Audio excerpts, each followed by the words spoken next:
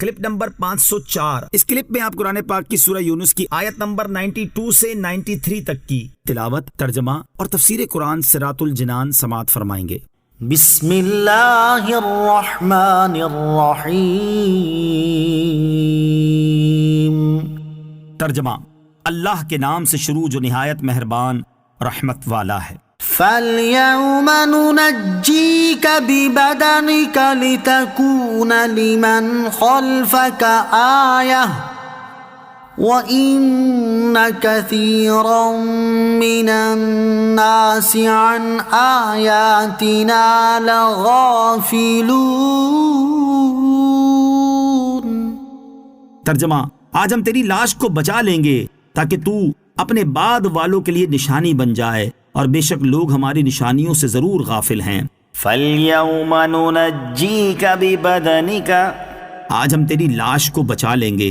علماء تفسیر کہتے ہیں کہ جب اللہ تعالیٰ نے فرعون اور اس کی قوم کو غرق کیا اور حضرت موسیٰ علیہ السلام نے اپنی قوم کو ان کی ہلاکت کی خبر دی، تو بنی اسرائیل میں سے بعض کو شبہ رہا، اور اس کی عظمت و ہیبت جو ان کے قلوب میں تھی اس کے باعث انہیں اس کی ہلاکت کا یقین نہ آیا، تو اللہ تعالیٰ کے حکم سے دریا نے فرعون کی لاش ساحل پر پھینک دی۔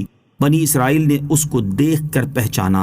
وَإِنَّ كَثِيرًا مِّنَ النَّاسِ عَنْ آيَاتِنَا لَغَافِلُونَ، اور بے شک لوگ ہماری نشانیوں سے ضرور غافل ہیں۔ اللہ تعالیٰ نے حضرت موسیٰ علیہ السلام اور فرعون کا واقعہ بیان فرمایا اور فرعون کا انجام ذکر کیا، اور اس واقعے کا اختتام اس کلام پر فرمایا۔ اس میں خطاب نبی اکرم علیہ السلام سے ہے تاکہ وہ اپنی امت کو دلائل سے اعراض کرنے پر ڈرائیں اور ان واقعات میں غور و فکر کرنے اور ان سے عبرت حاصل کرنے کی ترغیب دیں۔ یہی ان واقعات کو بیان کرنے کا مقصود ہے۔ وَلَقَدْ بَوَّأْنَا بَنِي إِسْرَائِيلَ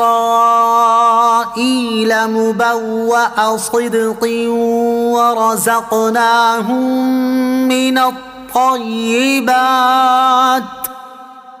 فَمَا اخْتَلَفُوا حَتَّى جَاءَهُمُ الْعِلْمُ إِنَّ رَبَّكَ يَقْضِي بَيْنَهُمْ يَوْمَ الْقِيَامَةِ فِيمَا كَانُوا فِيهِ يَخْتَلِفُونَ۔ ترجمہ، اور بے شک ہم نے بنی اسرائیل کو عزت کی جگہ دی اور انہیں پاکیزہ رزق عطا کیا تو وہ اختلاف میں نہ پڑے مگر علم آنے کے بعد۔ بے شک تمہارا رب قیامت کے دن ان میں اس بات کا فیصلہ کر دے گا جس میں وہ جھگڑتے تھے۔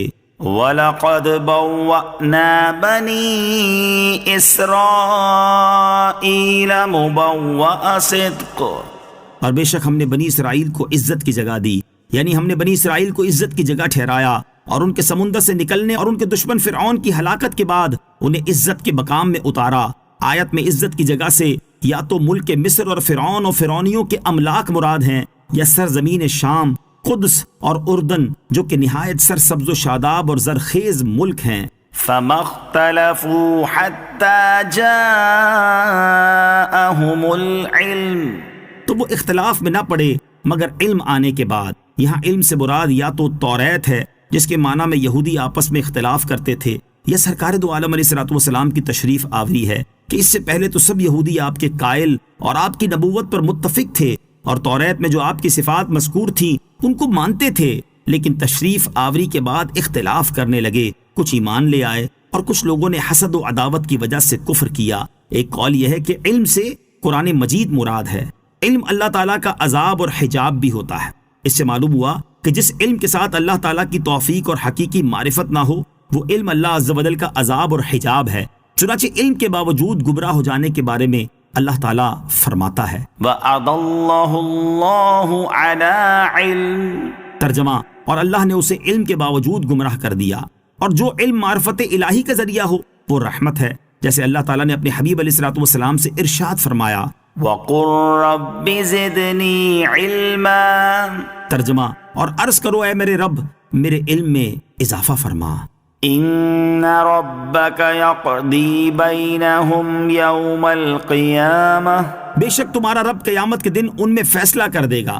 یعنی اے حبیب صلی اللہ تعالی علیہ وسلم، یہودی دنیا میں آپ کی نبوت کے معاملے میں جھگڑ رہے ہیں، قیامت کے دن آپ کا رب عز و جل ان میں عملی طور پر اس طرح فیصلہ کر دے گا کہ آپ پر ایمان لانے والوں کو جنت میں داخل فرمائے گا اور آپ کا انکار کرنے والوں کو جہنم کے عذاب میں مبتلا فرمائے گا۔